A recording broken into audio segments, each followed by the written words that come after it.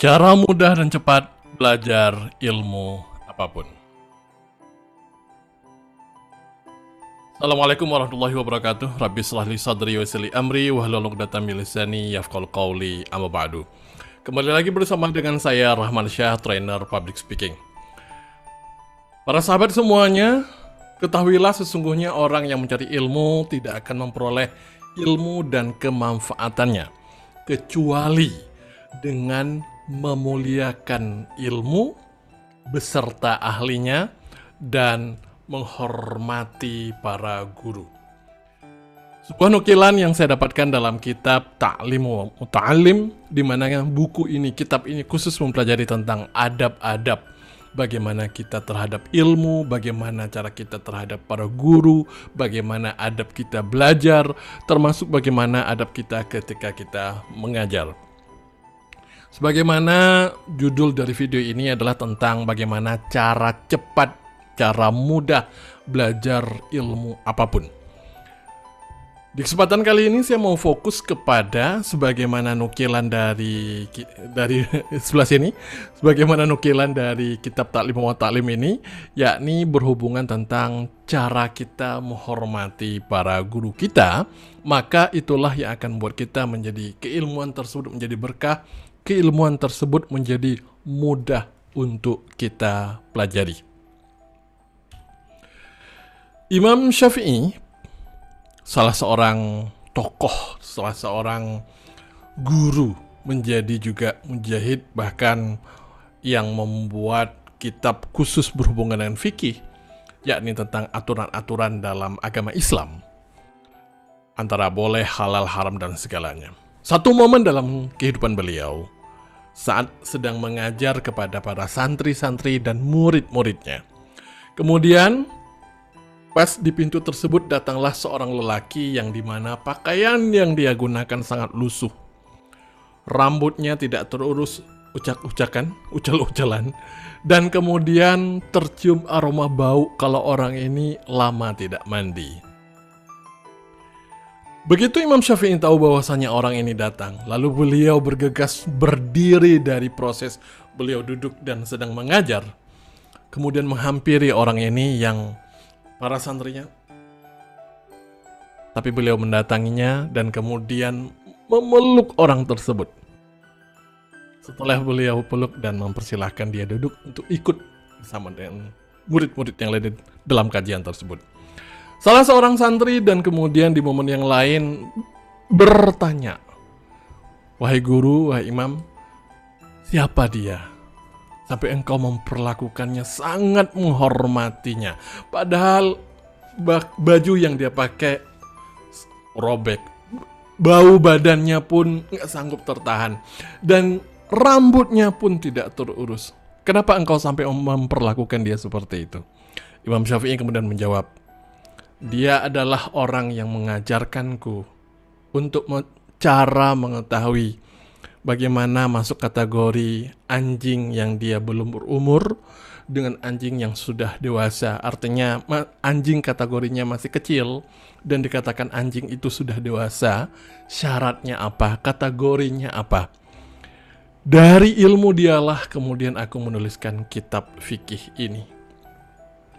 Betapa Imam Syafi'i sangat menghormati orang yang telah mengajarkan beliau, sehingga beliau bisa membuat sebuah kitab khusus tentang hal tersebut.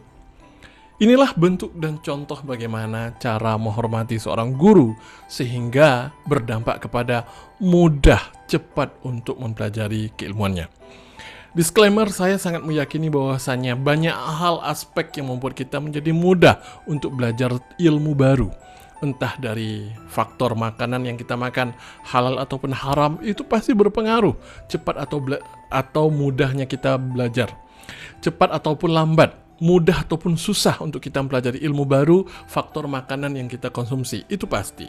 Dan banyak variabel-variabel yang lain, tapi di sini adalah lebih kepada bagaimana bentuk salah satu contoh yang telah dilakukan oleh Imam Syafi'i tadi. Keikhlasan guru adalah kunci dari segala kemudahan belajar ilmu. Satu momen ada di sebuah tempat pengajian, di sebuah pesantren. Para santri sudah berdatangan dan kemudian gurunya lama tidak berbicara karena sudah menunggu para santrinya, beliau pun sudah datang di sana. Tetapi tiba-tiba bukannya memulai dengan bahasan yang baru ataupun mengulang yang lama, sang guru kemudian mengatakan kepada para santri yang telah datang, "Wahai murid-muridku, untuk malam ini kalian pulang saja. Besok kita belajar lagi kembali." Para santri, kenapa? Muncul pertanyaan dalam diri mereka, kenapa ini kok nggak belajar, nggak ada terjadi peristiwa yang aneh, nggak ada. Tetapi tiba-tiba mereka diminta untuk pulang kembali. Para murid-murid ini mereka sangat taat kepada gurunya dan bergegas pulang. Keesokan harinya ketika mereka datang, sang guru tahu bahwasannya murid-murid mereka pasti penasaran, kenapa kemarin kok mereka diminta pulang, bukan malah mendapatkan materi pembelajaran baru. Dan gurunya mengatakan, mungkin kalian bertanya, kenapa kemarin saya menyuruh kalian untuk pulang? Wahai murid-muridku, perlu kalian ketahui, kemarin hari lama aku tidak memulai, dan aku menyadari bahwasannya aku sedang tidak ikhlas mengajarkan ilmu kepada kalian. Ini real kejadian di sebuah pesantren. Saya dapatkan ini dari guru saya. Betapa seorang guru sehingga yakin dan memahami kualitas dari apa yang akan dia bagikan. Kualitas akan bagaimana murid mudah menyerap ataupun tidak apa yang akan diajarkan. Itu pun sangat kembali kepada gurunya menjadi ikhlas atau tidak.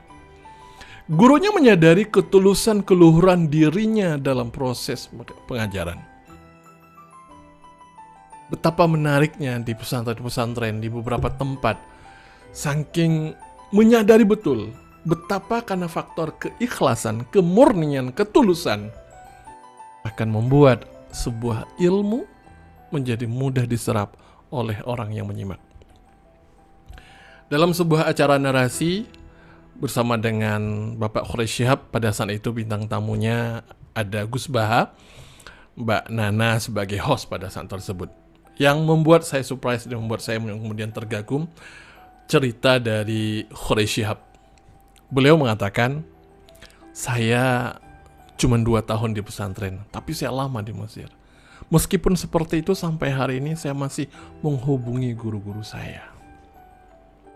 Singkat cerita, kemudian Khurais Shihab menceritakan apa yang menyebabkan kemudahan proses belajar. Bahkan ketika beliau merasakan ada kesusahan belajar ilmu baru di Mesir, maka akan segera menelpon guru-gurunya. Beliau mengatakan, di pondok pesantren dulu pada saat beliau belajar, guru sangat-sangat ikhlas dalam mengajar, sehingga para murid sangat mudah menerimanya. Mengajar tanpa pamrih, itu kalimat dari Khurais Shihab. Di sini saya menangkap betapa ketika seorang guru ikhlas dalam mengajar, maka kita yang akan menerima pembelajarannya akan sangat mudah, akan sangat cepat bagi kita untuk mempelajari ilmunya. Oleh sebab itu, mari kita posisikan kalau kita yang berada sebagai murid, sebagai santri, sebagai pembelajar, apa hal terbijak yang kita lakukan supaya kita bisa mendapatkan keikhlasan para guru-guru kita. Tips ini yang saya bagikan kepada Anda, apa yang telah saya lakukan, apa yang sudah saya kerjakan, dan belum tentu ini cocok bagi Anda, tetapi saya meyakini keikhlasan dari guru saya mendapatkan ini karena mendapatkan qaul, mendapatkan perucapan dari teman guru-guru saya. Setidaknya ada 3 hal yang pernah saya lakukan, bagaimana cara saya, ikhtiar saya dalam rangka mendapatkan keikhlasan para guru ketika saya belajar. Yang pertama adalah menyimak dan mengerjakan apa yang mereka sampaikan, apa yang mereka suruh, apa yang mereka informasikan, apa yang mereka anjurkan. Sebagai seorang murid, posisinya di sana, yang saya lakukan adalah menyimak. Sami'na wa ata'na. Sami'atu wa ata'tu. Yakni di sini adalah lebih kepada bagaimana saya menyimak dan mendengar dan kemudian saya melakukan. Contoh, pada saat saya belajar tentang teknik Neuro-Linguistic Programming, ilmu Neuro-Linguistic Programming ini secara singkat dapat saya katakan mempelajari tentang bagaimana kita menyadari informasi yang masuk dan yang kita akses, lalu kemudian kita menyadari bagaimana struktur bahasa di dalam pikiran kita berupa gambar, berupa suara, berupa rasa, berupa penciuman, berupa perasa di lidah, dan kemudian kita menyusunnya sehingga menciptakan makna, menciptakan rasa, dan kemudian perilaku kita. Ketika guru saya kemudian meminta saya untuk, oh kamu coba lakukan begini, kamu sekarang lakukan tekniknya ketika kamu dengarkan ada instruksi, ada naluri dalam dirimu, unconsciousmu mengarahkan untuk kamu posting, maka posting. Saya lakukan tanpa question why.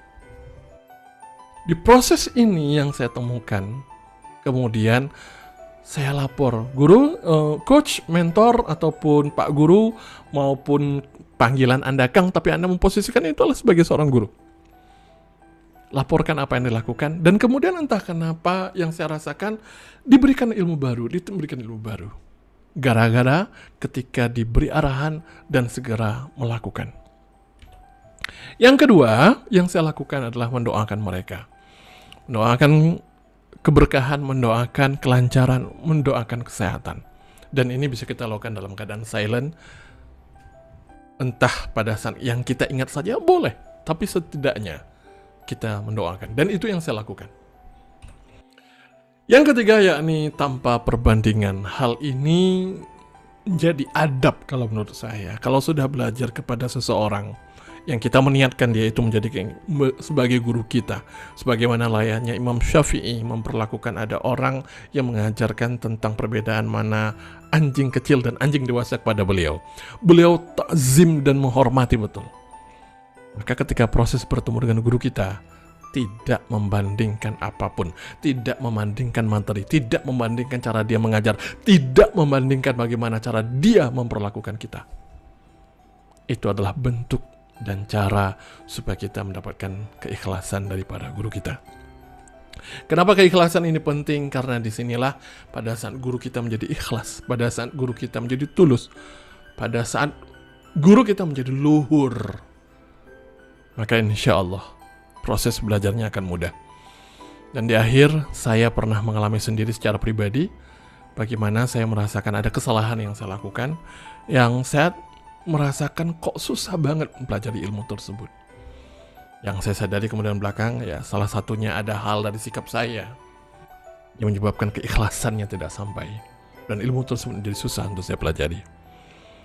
Teman-teman, inilah cara kontemplasi kalau bagi saya, bagaimana bagi kita supaya mudah dan cepat untuk mempelajari ilmu apapun, yakni dengan cara takzim, dengan cara menghormati, dengan cara mendapatkan keikhlasan para guru-guru kita yang mengajar. Terima kasih bagi Anda sudah menonton sampai dengan detik ini. Mudah-mudahan video ini menjadi sebuah inspirasi dan menjadi sebuah renungan bagi Anda.